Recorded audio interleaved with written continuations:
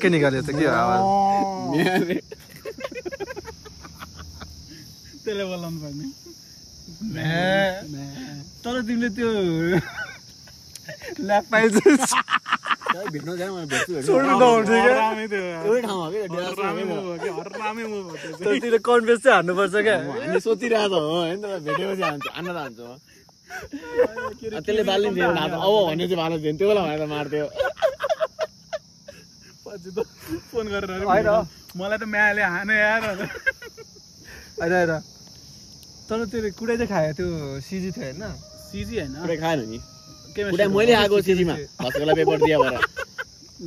एक झापड मैले झडा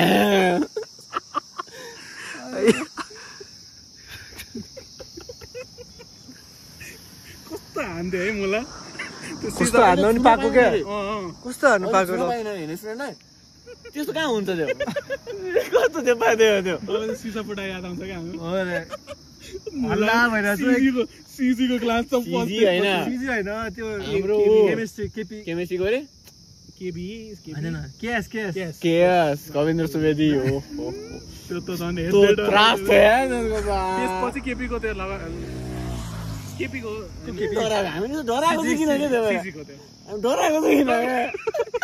भन्नलाई केही भन्दैन हैन डराएको देखिन न्युनै चाहिदिन्थ्यो क्या कुट्नलाई यतैले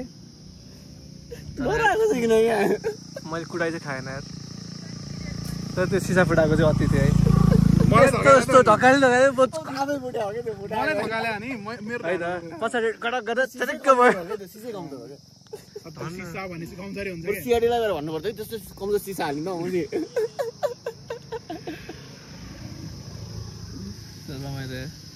त्यो याद आउँछ अनि त्यति बेला कलेजतिर